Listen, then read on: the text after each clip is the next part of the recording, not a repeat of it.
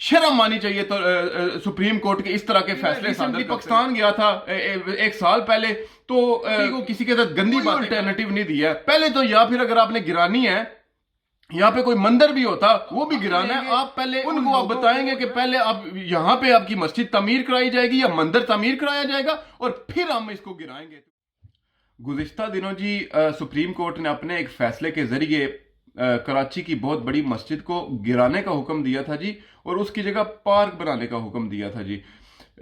इस पर जो है वो इसके खिलाफ नजर सानी की अपील भी दायर की गई और अब वो अपील भी सुप्रीम कोर्ट की जानब से रद्द कर दी गई है जी और हुक्म सादर फरमाया सुप्रीम कोर्ट ने जी कि इस मस्जिद को गिरा दिया जाए और इसकी जगह पार्क बना दिया जाए। इस पर मुख्तलिफ किस्म के उलमा ने भी बात की है, ख़ास तौर पर तकी उस्मानी साहब ने फतवा भी जारी किया है कि सरकारी अराजी पर मस्जिद बनाना जायज़ नहीं है, लेकिन चूंकि ये मस्जिद बन चुकी है और हम इस्लामी जमहूरिया पाकिस्तान में रहते हैं, इसी वजह से हुकूमत को, रियासत पाकिस्तान को जहाँ पे मसाजिद की ज़रूरत है उनको खुद वहाँ पर मस्जिद तमीर करवानी चाहिए और चूंकि यहाँ पर मस्जिद की ज़रूरत है इसीलिए इसको गिराना जो है वो गुनाह है कबीरा है जी। ये मुफ्ती तकी उस्मानी साहब का फतवा है जी। इसके अलावा मुख्तलिफ उलमा ने भी इस पर बात की है और ये एक दुनिया का भी इसी तरह पूरी दुनिया में ऐसा ही होता है जी। यहाँ इंग्लैंड हो गया या बाकी जो यूरोपियन कंट्रीज होगी, ज़्यादातर इनमें लादीन लोग अब बैठे हुए हैं जो क्रिश्चियनिटी प्रैक्टिस नहीं कर रहे, लेकिन फिर भी वो अपने चर्चेज की इज्जत करते हैं और गवर्नमेंट फंड करके जहाँ पे ज़रूरत होती है चर्च बनवाती है जी। तो अब इस मस्जिद की जो तारीख है जी ये तकरीबन 30 से 35 साल पुरानी तारीख है जी। कहा यह जाता है कि ये मस्जिद तकरीबन 35 साल पहले तामीर की गई थी जी और जब ये तामीर की गई थी जी ये प्रॉपर प्रोसेस के थ्रू बनी थी, नक्शा बाकायदा इसका पास हुआ था, उस टाइम इसको रोका नहीं गया था जी। अब ये मस्जिद आबाद हो चुकी है और रिसेंटली एक यहाँ पे बहुत बड़ा प्रोग्राम हुआ जिसपे लोगों से सर्वे लिया गया जो वहाँ के लोकल उस तारिक रोड पर थे और क्योंकि तारिक रोड बहुत बड़ी रोड है जी और यहाँ पे बहुत बड़ी मार्केटें और दुकानें भी मौजूद हैं जी। और जब सर्वे किया गया था लोगों का भी यही कहना था जी कि हम यहाँ पर जाकर नमाज पढ़ सकते हैं, आगे पीछे यहाँ पर कोई मस्जिद मौजूद नहीं है। पार्क इसके बैक साइड पे भी पार्क है मस्जिद के और एक दूसरी जानब भी पार्क है, मतलब उस रोड पर 2 पार्क मौजूद है लेकिन मस्जिद नहीं मौजूद है। इसलिए और जब जमातें होती हैं जी मस्जिद में और नमाजी जाते हैं, दुकानदार जाते हैं और मस्जिद लोगों के मुताबिक ये मस्जिद भरी होती है। इसका मतलब ये है कि इस मस्जिद की वहां पे जरूरत है और शहरियों ने भी ये रिक्वेस्ट की है कि इस मस्जिद को ना गिराया जाए। अब सवाल ये पैदा होता है जी हुकूमत जो सुप्रीम कोर्ट है उसने किस बेस पर ये फैसला जारी कर दिया है जी।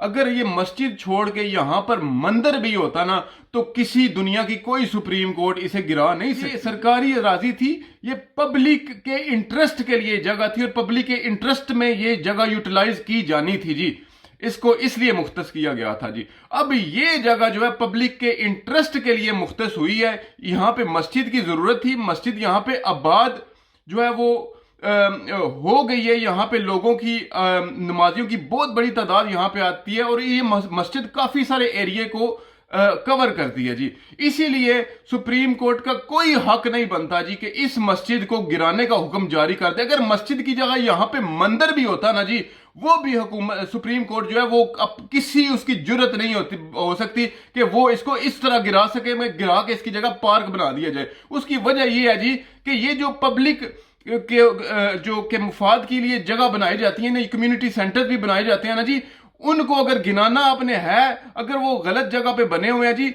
उसके लिए आपको अल्टरनेटिव देना पड़ता है जी। सुप्रीम कोर्ट ने अल्टरनेटिव क्या दिया है? कोई अल्टरनेटिव नहीं दिया है। पहले तो या फिर अगर आपने गिरानी है, यहाँ पे कोई मंदिर भी होता वो भी गिराना है, आप पहले उन लोगों को जो है उनका हक देंगे, उनको आप बताएंगे कि पहले आप यहाँ पे आपकी मस्जिद तामीर कराई जाएगी या मंदिर तामीर कराया जाएगा और फिर हम इसको गिराएंगे। तो शर्म आनी चाहिए तो सुप्रीम कोर्ट के इस तरह के फैसले सादर करते हुए।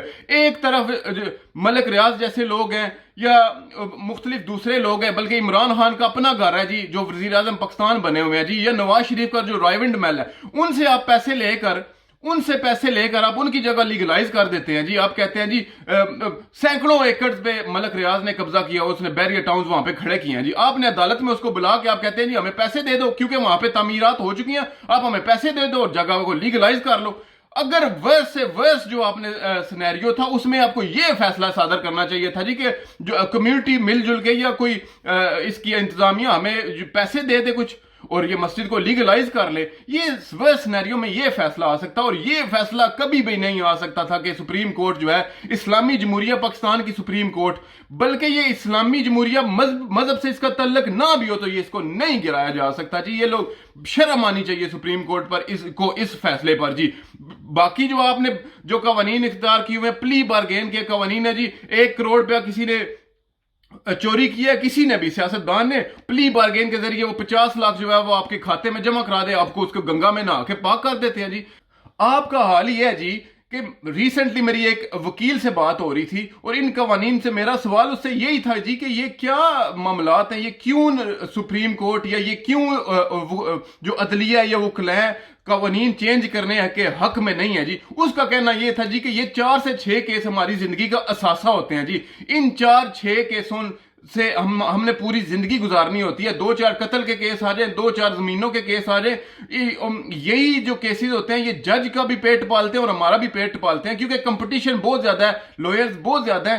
تو اس وجہ سے ہی اگر یہ کیسز ختم ہو جائیں تو ہم بھوکے مر جائیں گے. اسی لیے یہ ان اپنے پیٹ پالنے کے لیے لوگوں کو پوری زندگی خجل کرتے ہیں. ان کے دادے پردادے وہاں پہ جاتے ہیں جی عدالتوں میں اور ان کے پوتوں دوتوں تک یہ کیس نہیں ختم ہوتے جی. ایک بندے نے جناب، ابھی میں ریسنٹلی پاکستان گیا تھا 1 سال پہلے، تو کسی نے کوئی قصہ سنا رہا تھا جی اپنا. اس نے بتایا جی کہ میں وہ اپنے نیکسٹ ڈور نیبر جو ہے ہم اس کے گھر میں بیٹھے ہوئے تو وہ جو ہے اپنے بچوں کے ساتھ یا فیملی کے ساتھ کوئی نہانے یا باتھ روم کے لیے آئے تھے جی. اچھا، وہ یہ بندہ بات بتا رہا تھا جی کہ 5 سال سے وہ اس کا تنازع اس گھر کے اندر جو ہے اپنے بھائی سے چل رہا ہے اور اس کا بھائی وہاں پہ نہیں رہتا. 5 سال سے وہ کہتے ہیں تاریخوں پہ جا رہا ہے گھر کے تنازع پر جو ہے، لیکن کبھی جج نہیں آتا، کبھی وکیل ہے. وہ کہتا ہے غریب بندہ ہے جو میرا بھائی ہے، وہ امیر ہے، وہ پیسے دے کے کبھی جج کو پیسے دے دیتا ہے، جج نہیں آتا. جب جج آتا تو وکیل نہیں آتا. تو کہتا ہے 5 سال سے میں کھجل ہو رہا ہوں، ہمارے گھر میں سے پانی ٹپکتا ہے، ہم رات کو جب بارش ہو جائے ہمارے بچے سو نہیں سکتے، ہم بیٹھے رہتے ہیں. ہمارے جو ہے وہ باتھ روم جو ہے وہ گرنے والے ہوئے تھے. وہ کہتے ہیں 2 مہینے سے ہمارا باتھ روم گر گیا. جب باتھ روم گر گیا ہے تو اب وہ اس بندے نے آ کے اسٹے آرڈر لے لیا ہے. یہ آپ کا قانون ہے. وہ 2 مہینے سے اس باتھ روم کو بنا نہیں سکتا کیونکہ وہاں پہ اسٹے آرڈر ہے. اس طرح آپ عدالت میں بیٹھے ہوئے، آپ کی عدالت جو ہے وہ 132 میں سے 128ویں نمبر پہ آئی ہے. دنیا کی جو جسٹس سسٹم کی جو لسٹ آئی ہے اس میں آپ 128ویں نمبر پہ آئے. آپ کس طرح سو سکتے ہیں مطمئن ہو کر؟ کس طرح آپ کو نیند آ جاتی ہے؟ اسلامی جمہوریہ پاکستان کو آپ دور چھوڑ دیں. آپ ایز اے جج، آپ ایز اے عدالت، آپ ایز اے چیف جسٹس آپ بیٹھے ہوئے ہیں. آپ کو شرم نہیں آتی؟ آپ سوتے ہوئے آپ کو نیند کیسے آتی ہے کہ 132 ممالک کی جو لسٹ نکلی اس میں سے آپ 128ویں نمبر پہ آئے ہیں؟ اتنا آپ کا سسٹم خراب ہے جی. آپ کے کسی جج کے کبھی کوئی آڈیو لیک ہو رہی ہے، کبھی کوئی ویڈیو لیک ہو رہی ہے، کبھی وہ کسی کے ساتھ گندی باتیں کر رہا ہے اور کبھی کسی کو فون کر کے کہتا ہے کہ میں ہاں جی کس طرح کا فیصلہ دوں. یہ آپ کے قوانین ہیں، ان پہ آپ نہیں بات کرتے، ان کو ٹھیک کرنے کی آپ کوشش نہیں کرتے اور ان چیزوں کے آپ کو پیچھے پڑ گئے ہیں جی کہ اپنے یورپ کو اور امریکہ کو دکھانا ہے کہ ہم بڑے اینٹی اسلام ہیں یا ہم اینٹی مذہب ہیں اور ہم بڑے لبرل لوگ ہیں جی. ہم پینٹ کوٹ پہن کر انگریزی بولتے ہیں، ہمارے فیصلے جو ہیں انگریزی میں لکھے جاتے ہیں جی، اس لیے ہمیں ویزے دے دیے جائے اور ہمیں جناب وہاں پہ سیٹلمنٹ کر دیا جائے ہماری ریٹائرمنٹ کے بعد.